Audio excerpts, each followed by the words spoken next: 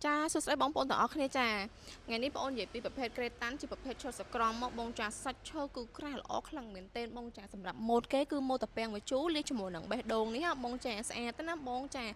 ដាក់យកដាក់ក្នុងគេថាទៅថាស្អាតខ្លាំងមែនទែនណាហើយសាច់ឈើវិញក្រាស់ខ្លាំងណាបងអើយនេះកន្លែងម៉ូតតាពាំងមួយជូរគេបងណាកម្រាស់ប៉ុណ្ណឹងសាច់ក្រាស់ណាហើយស្ងួតល្អសាច់ឈើស្ងួតល្អតែម្ដងបងចាហើយសម្រាប់ຂະຫນាត់គេຂະຫນាត់1.8 ម៉ែត្រគុណ2 ម៉ែត្របងຂະຫນាត់ស្តង់ដារពូកតែម្ដងហើយសម្រាប់សសរវិញទាំងចុងជើងទាំងក្បាលតនេគឺ18ជុំបងចាຂະຫນាត់នេះគឺຂະຫນាត់សាច់ឈើក្រាស់ជើងធំល្អប្រើមាំខ្លាំងមែនទែនណាបងចាអាចមកមើលសម្រាប់ខាងចុងជើងគេវិញបងចានេះបងហើយសម្រាប់ម៉ូតក្រេនេះគឺយើងធ្វើមានជើងបងអាចបោះសម្អាតខាងក្រោមក្រេអីបានណាសម្រាប់ទឹកថ្នាំវិញគឺបងអូនប្រើលេខ1ហើយសាច់ឈើវិញគឺបងអូនចម្រឹះគឺសាច់ឈើស្អាតមែនទែនសាច់ឈើស្ងួតល្អតែម្ដងបងបើសិនជាបងមានចំណាប់អារម្មណ៍អីបងអាចមើលដល់ទីតាំងរបស់បងអូនបានសម្រាប់ទីតាំងរបស់បងអូនគឺនៅលើផ្លូវអាដាមជាសភារ៉ាផ្លូវ598បងអូនលក់នៅភ្នំពេញបង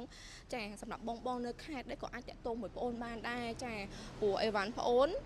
ក៏មានលក់ទៅតាមខេត្តឬក៏បោះដុំតាមខេត្តដែរសម្រាប់បងដែលមានចំណាប់អារម្មណ៍ចង់លក់បន្តអីបងអាចតាក់ទងមួយបងអូនបានចាអញ្ចឹងបើសិនជាបងមានចំណាប់អារម្មណ៍អីអាចតាក់ទងតាមលេខទូរស័ព្ទនៅក្នុងវីដេអូបានណាបងចា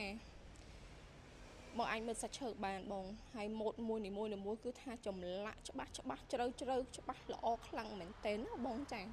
អរគុណច្រើនបងបាយបាយ